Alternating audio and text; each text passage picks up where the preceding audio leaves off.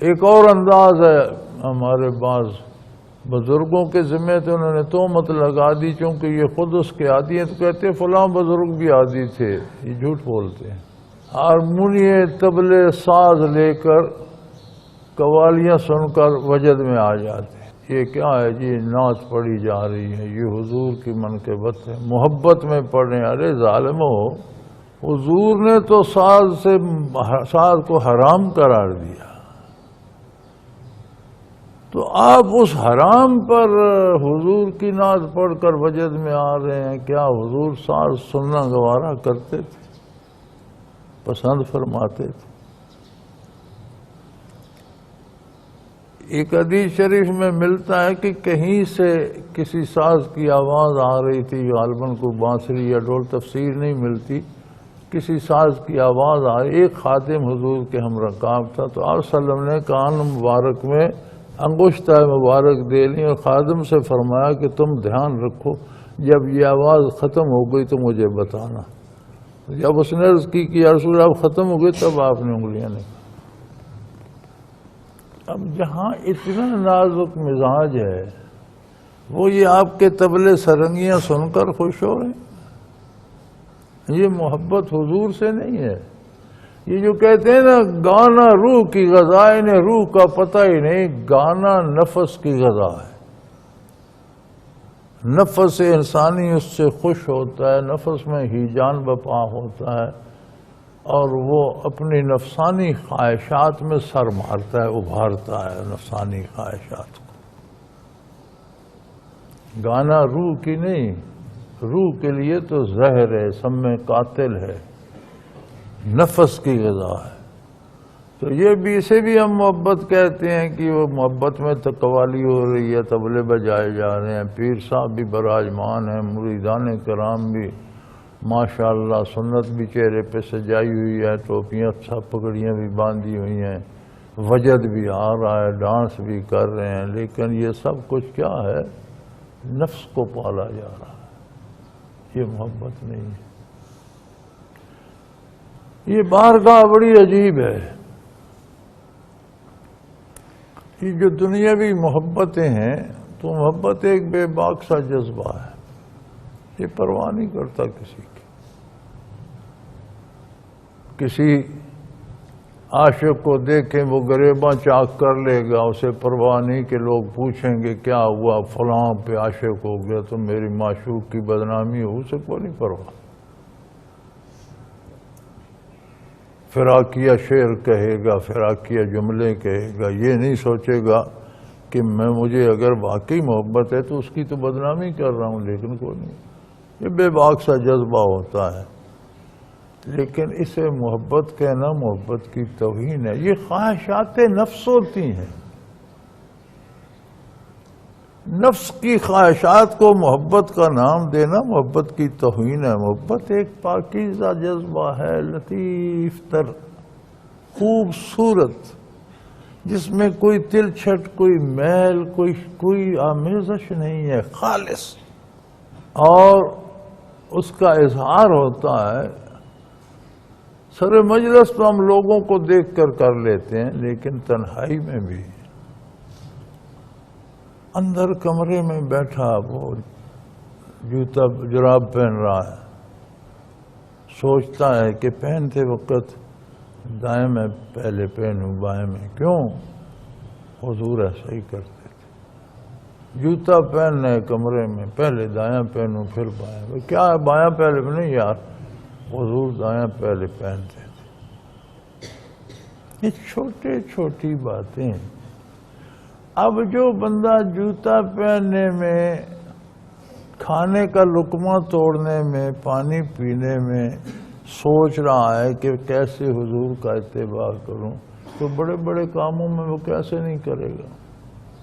نماز روزے میں کیسے نہیں کرے گا؟ سچ جھوٹ میں کیسے نہیں کرے گا؟ اور جو یہ اتباع جتنے پیار سے کرے گا، اتنی اس کو محبت ہے رسول اللہ صلی اللہ علیہ وسلم سے، اور رسول اللہ صلی اللہ علیہ وسلم کی محبت دلیل ایمان ہے، گویا وہ اتنا ایماندار ہے۔ بڑی کڑی شرط ہے۔ بہت مشکل بات ہے جو حضور صلی اللہ علیہ وسلم نے ارشاد فرمائی کہ جس سے کائنات کی ہر چیز سے مفہوم یہ بنتا ہے کہ کائنات کی ہر چیز سے بڑھ کر مجھ سے محبت نہ ہو، وہ اس کا ایمان کوئی نہیں، وہ مومن نہیں ہے۔ بہت بڑی بات ہے۔ ہم اگر اپنا تجزیہ کرنے بیٹھیں، اپنا امتحان ہم خود لیں تو ہم اپنے آپ کو پاس نہیں کر سکتے، فیل ہو جائیں گے۔ چہ جائے کہ بارگاہ الہی میں جواب دیو، ہم خود تخلیق میں بیٹھ کر سوچیں کہ میں کتنی اطاعت، میری سوچوں پہ، میرے جذبات پہ، میری خواہشات پہ کتنا غلبہ ہے اطاعت پیغمبر کا، تو ہم اپنے آپ کو ہم فیل سمجھیں۔ اور یہ کرنا چاہیے، جو کام ہم زندگی بھر نہیں کرتے یہ روز کرنا چاہیے، روز اپنا ٹیسٹ لینا چاہیے، روز سوچنا چاہیے۔ جو دن گزر گیا اس کو بھی سوچیں کہ میں نے کتنے مواقع ضائع کیے، کتنے مواقع سے فائدہ اٹھایا۔ اگر کل ضائع کی تو آج نہیں کروں گا۔ ایک حدیث شریف ہے، دنیا کے خوش قسمت ترین لوگ تھے صحابہ کرام رضوان اللہ علیہم اجمعین۔ ان کو جو اللہ نے عظمتیں دیں، سعادتیں بخشیں، ان کا مقابلہ نہیں کیا جا سکتا۔ کیا خوش نصیب لوگ تھے، مسجد نبوی میں آتے، دیدار نبوی سے بھی سیراب ہوتے، ارشادات نبوی بھی سنتے، قلب اثر کی کیفیات بھی قلوب میں بھر لیتے۔ کیا سما ہوتا ہوگا، کیا لوگ ہوتے ہوں گے، کتنے سچے، کتنے کھرے، کتنے عجیب لوگ۔ حضرت عمر رضی اللہ تعالی عنہ سے حضور اکرم صلی اللہ علیہ وسلم نے فرمایا، عمر سنو، تمہاری محبت کیسی ہے؟ عرض کی، یا رسول اللہ میری محبت مشترک ہے، ملی جلی ہے۔ وہ کیسے؟ یا رسول اللہ مجھے آپ سے بڑی محبت ہے، لیکن اپنے مال و منال سے بھی محبت ہے، اپنی جان بھی بڑی عزیز ہے۔ عجیب لوگ تھے، عجب زمانہ تھا یار، ان کی قسمت۔ نبی کریم صلی اللہ علیہ وسلم نے دست اقدس ان کے سینہ مبارک پہ پھیرا۔ شارح حدیث لکھتے ہیں یہ تصرف تھا حضور کا۔ فرمایا اب بتاؤ یا رسول اللہ، مال دولت کی محبت تو نہیں رہی، آپ سے محبت ہے، اپنے آپ سے بھی ہے۔ آپ نے پھر دست اقدس ان کے سینہ مبارک، کیا مبارک سینے، خوش قسمت لوگ تھے۔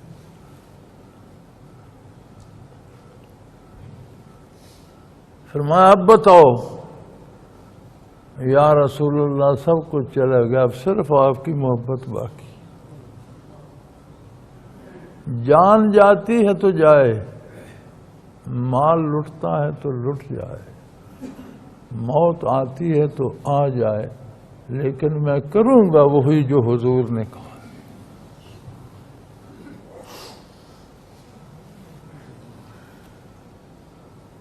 یہ محبت مطلوب ہے، جو ارادتاً کی جاتی ہے، جس کے لیے مجاہدہ کرنا پڑتا ہے، جس کے لیے محنت کرنا پڑتی ہے، جس کے لیے نوافل اذکار اللہ اللہ کرنی پڑتی ہے، جس کے لیے وہ ہاتھ چاہیے جو سینے پہ آئے تو دوسری محبتیں خارج کر دے۔ یہ جنہیں شیخ کہتے ہیں، یہی ان کی یہ ملازم ہوتے ہیں بارگاہ رسالت کے، اس بارگاہ کے خادم ہوتے ہیں اور سینوں کو صاف کر کے باقی محبتیں نکال کر وہاں صرف اللہ اللہ کے رسول کی محبت کو جلا دینا، یہی پیر کا، شیخ کا، یہی اگر یہ نہیں کر سکتا تو پھر ہم اگر سمجھیں پیر مجھے اولاد دے رہا ہے، پیر کی وجہ سے میری نوکری بن گئی، پیر کی وجہ سے میری بیماری چلی گئی، تو یہی تصور تو ہندوؤں کا بتوں سے ہے۔ اس دیوی کی، اس دیوتا کی وجہ سے مجھے دولت مل گئی، اس کی وجہ سے میری صحت ٹھیک ہوگی۔ پھر آپ میں اور ہم میں اور ہندوؤں میں کیا فرق ہے؟ ہم نے ایک زندہ انسان یا مردہ انسان کے ساتھ وہ امیدیں وابستہ کر لی، انہوں نے ایک پتھر سے کر لی، یہی فرق رہ گیا نا۔ تو کون سی مسلمانی ہے یہ؟ پیر جسے کہیں، استاد کہیں، شیخ کہیں، وہ اس سنت پہ عمل پیرا ہو، یعنی پیر سے برکات آئیں، ساری محبتیں دل سے نفی ہو جائیں اور محبت رسول اللہ صلی اللہ علیہ وسلم کی محبت غالب آ جائے۔ یہ کام ارادتاً کرنا پڑتا ہے، مرید بھی فیصلہ کر کے اس کے لیے مجاہدہ کرے، پیر بھی وہ انوارات جو بارگاہ رسالت سے پاتا ہے اس کے قلب پہ القاء کر کے اس کے سینے میں جھاڑو دے، اسے صاف کرے، اسے جلا بخشے۔ اور اگر پیر کی خدمت میں بیٹھ کر یہ دولت نصیب ہو جائے تو اور کیا چاہیے؟ اب یہ نہ ملے تو یہ پیر کا بوجھ سر پر لادنے کی کیا ضرورت ہے؟ اور اگر کوئی یہ سمجھتا ہے کہ دنیاوی حاجات کے لیے پیر چاہیے تو اس میں اور ہندوؤں کے عقیدے میں کوئی خاص فرق نہیں ہے۔ اس کا عقیدہ وہی ہے جو بت پرستوں کا ہے۔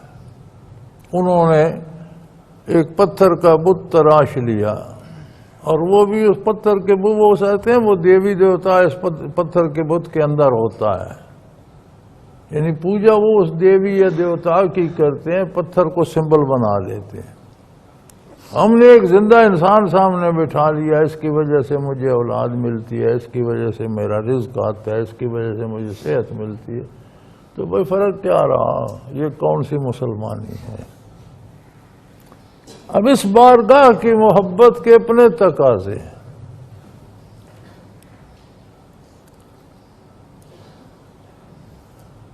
کچھ لوگ دیہات سے خدمت عالی میں حاضر ہوئے، کوئی ریوڑ چھوڑ کر آیا، کوئی اونٹوں کا گلہ چھوڑ کر آیا، کوئی کھیتی باڑی کا کام چھوڑ، زمیندار کاشتکار لوگ تھے، وہ مل جل کر 5-4 اپنے کام چھوڑ کر آئے، بھی چلے جا کر کچھ دین سیکھ آئے، حضور اکرم صلی اللہ علیہ وسلم سے سیکھنا بھی دین تھا۔ جب وہ مدینہ منورہ حاضر ہوئے تو حضور حجرے مبارک میں تشریف لے گئے تھے، مسجد میں جلوہ افروز نہیں تھی۔ مسجد نبوی کے ساتھ ہی حجرات مبارکہ تھے، کچے گروندے تھے، کھجوروں کے پتوں کی چھت تھی، اکثر کے کواڑ نہیں تھے، ایک پردہ لٹکا رہتا تھا۔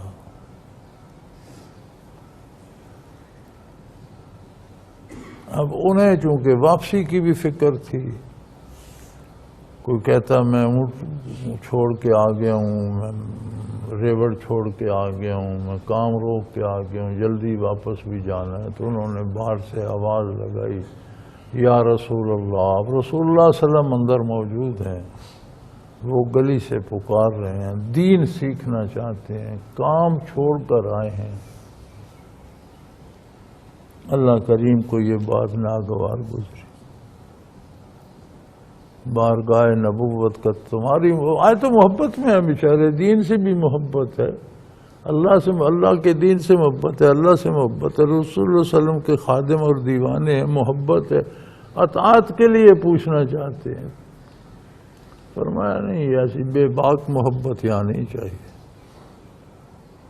اللہ کریم فرمایا ان الذین ینادونک من وراء الحجرات، یہ لوگ جو حجرے کے باہر سے آپ کو آواز لگا رہے ہیں، اولئک لا یعقلون، بے وقوف ہیں، جاہل ہیں۔ یہ اللہ کا شکر ہے کہ ان پر غضب وارد نہیں ہوا،